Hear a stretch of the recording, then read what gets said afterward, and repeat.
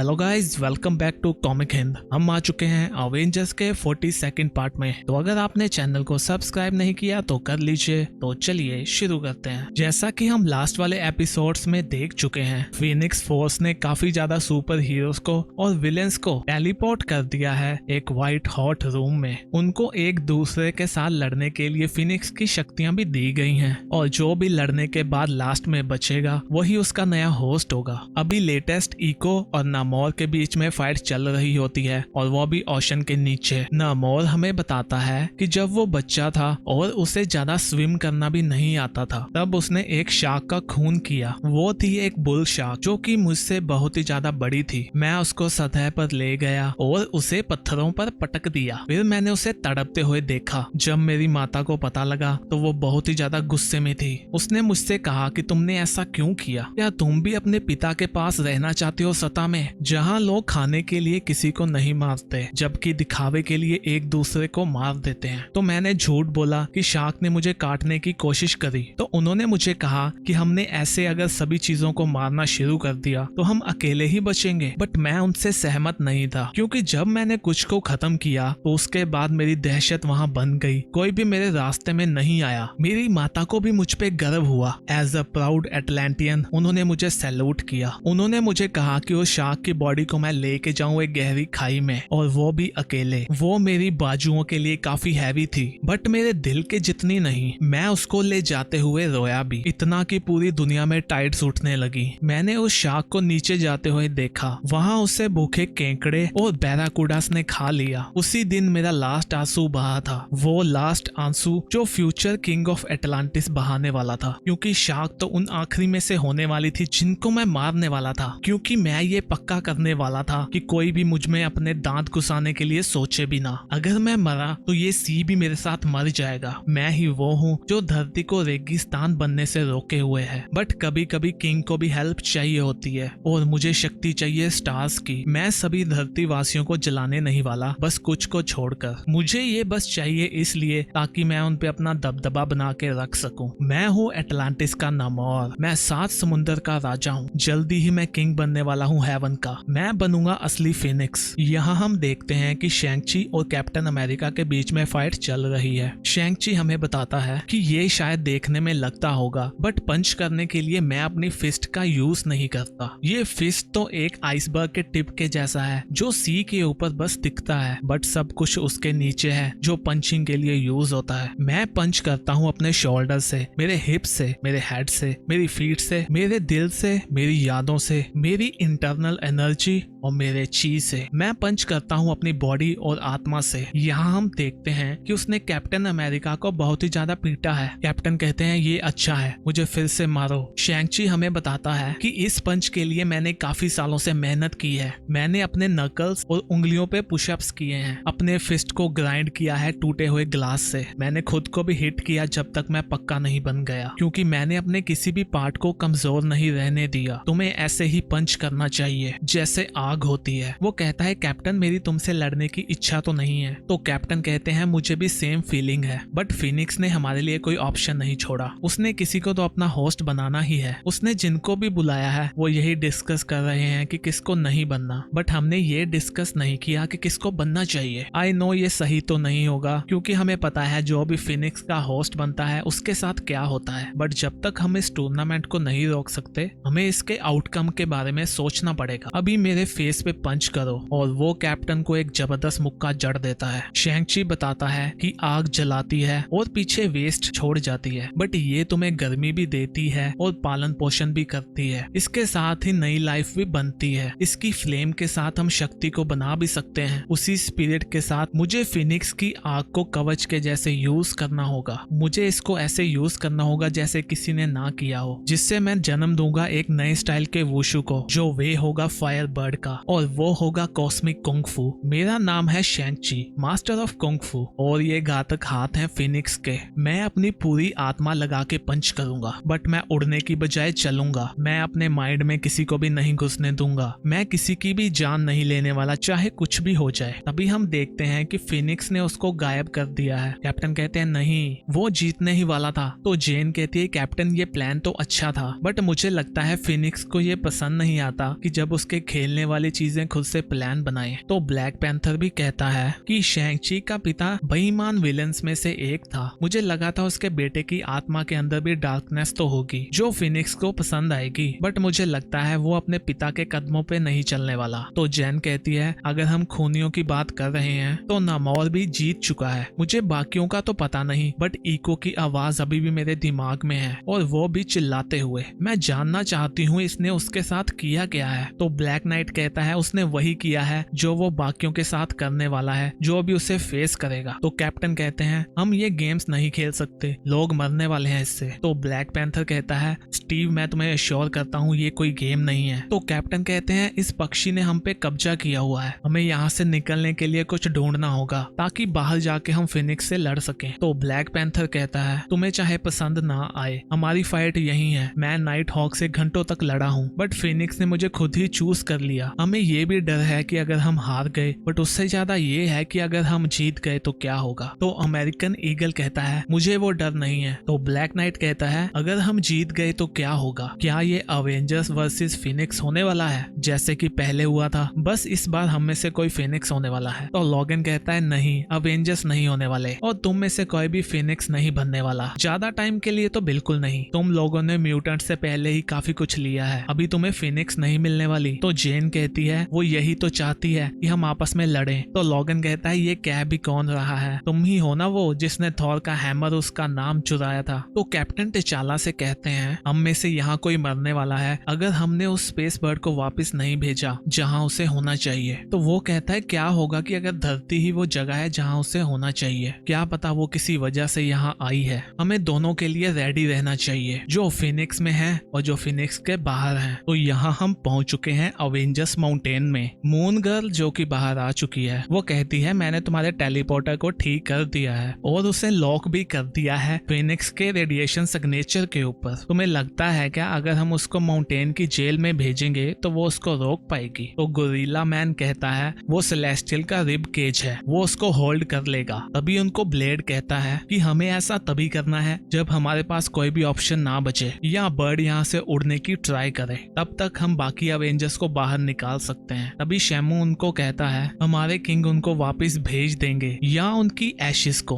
तो ब्लेड कहता है तुम अपने साथियों को वही रखो, ये गॉड का आदेश है। अकोय कहती है उस गॉड के पास बड़ा सा हैमर भी है। ल्यूक कहता है डैनी उस फिनिक्स ने हमें जिस जगह में भेजा था ना वैसी वाइट जगह मैंने आज तक नहीं देखी। तो डैनी गोरिल्ला मैन से कहता है अगर तुम वहाँ हो तो बेबी को कौन देख रहा है। तो ल्यूक कहता है क्या अवेंजर्स के पास बेबी भी है, इसका बेबी है वो। तो डैनी कहता है वो एक स्पेस बेबी है, मैंने तुम्हें शायद बताया नहीं ना। तो गोरिल्ला मैन कहता है बॉय थिंग उसको देख रहा है। ल्यूक कहता है बॉय थिंग ये तो सही नहीं है, plant kid, space babies, gorilla butler, और हमें लगता था कि जब हम अवेंजर्स में थे तभी ये अजीब था। तो गोरिल्ला मैन कहता है मैं कोई बटलर नहीं हूँ। मून गर्ल कहती है ब्रो ये टेक्नोलॉजी तो अमेजिंग है, तुम खुद को कैसे रोकते हो यहाँ अपना टाइम ना बिताने से। वो कहता है मैं तो यही बिताता हूँ टाइम, जब से मिस्टर स्टार्क ने मुझे कॉफी के साथ इंट्रोड्यूस किया है तब से मैं कम ही सोता हूँ। तो वो कहती है मुझे मिस्टर स्टार्क का नंबर चाहिए होगा अपनी मॉम के लिए। वो अवेंजर्स को बताती है कि फिनिक्स की एनर्जी की रीडिंग्स बढ़ रही हैं। तो गॉस्ट राइडर कहता है वो इसलिए क्योंकि हम उसे गुस्सा दिला रहे हैं। तो कैप्टन मार्वल कहती हैं रॉबी मुझे लगता है उसे तुम्हारी ये हेल्थ चेंज पसंद नहीं आई। तो वो कहता है तुम मुझे उसके पास ले जाओ, फिर मैं देखूंगा कि उसे मेरी पेन एंड स्टेयर भी अच्छी लगती है या नहीं। टोनी कहता है ये प्लान अच्छा नहीं है, उसे क्या लगता है वो क्या करने वाला है, हम पहले भी फिनिक्स का सामना कर चुके हैं, ये ऐसी फाइट है जो अवेंजर्स नहीं जीत सकते। तो कैप्टन मार्वल कहती हैं मुझे तो लगता है ये थॉर के लिए कुछ पर्सनल है। यहाँ पर थॉर सोचता है मैं इस फ्लेम को जानता हूँ, इसके साथ बातचीत करने का फायदा नहीं है क्योंकि इसके पास वो शक्ति नहीं है सुनने की,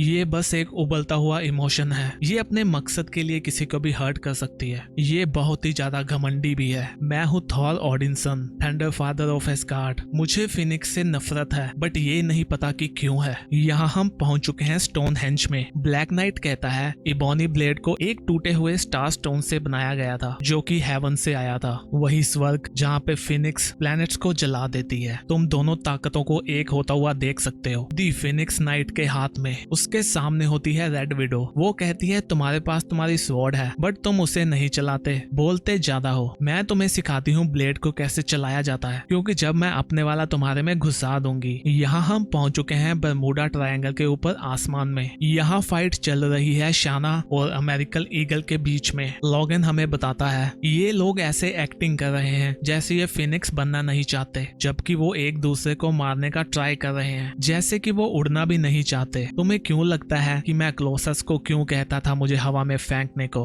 मरने के बाद भी जिंदा हो जाने की शक्ति कौन नहीं चाहेगा। शायद हमें चिंता है उस पावर को कंट्रोल करने की। यहाँ जेन और शी हल्क के बीच में फाइट हो रही है। शी हल्क कहती है सॉरी जेन, बट हल्क कभी भी हारती नहीं है। लॉगन कहता है मैं उनके अंदर ये इच्छा देख सकता हूँ चाहे वो खुद से नहीं मानने वाले, क्योंकि ये मुझ में भी है। मुझे पता है कभी कभी तो मुझे खुद के ख्याल भी पसंद नहीं आते। मुझे खुद को ठीक करने में काफी साल लगे, बट मैं अभी भी मैनेज कर सकता हूँ सही चीजें करने को, खासकर तब जब इसमें काफी कुछ गलत करना इन्वॉल्व हो। यहाँ हम पहुंच चुके हैं यूक्रेन में और यहाँ पे है ब्लैक पैंथर। लॉगन कहता है फिनिक्स एक मीठा फल हो सकती है, बट उसका जूस पीने के लायक नहीं है। उस फल की हमें भारी कीमत चुकानी पड़ सकती है और मैंने काफियों को देखा है इसकी कीमत चुकाते हुए। जेनी तो मर गई थी, रेचल के परिवार की हत्या हो गई थी और वो भी उसकी आंखों के सामने। मैंने काफी लोगों को देख लिया जो मेरे सामने आ जाते हैं जब बुलेट्स चलती हैं, बट गोली खाना तो मेरा काम होना चाहिए। मेरा नाम है logon, weapon x the Wolverine, और मैं हूँ अभी फिनिक्स। हाँ मेरा विश्वास करो बब, मैं अभी उतना ही डरा हुआ हूँ जितने तुम। यहाँ हम वापस पहुंच चुके हैं थॉर के पास। वो कहता है ये इसलिए तो नहीं क्योंकि इसकी हिस्ट्री है मेरे पिता के साथ। वो कहता है नहीं, ऐसे तो हर चीज की हिस्ट्री होने वाली है मेरे पिता के साथ जो अच्छी नहीं होगी।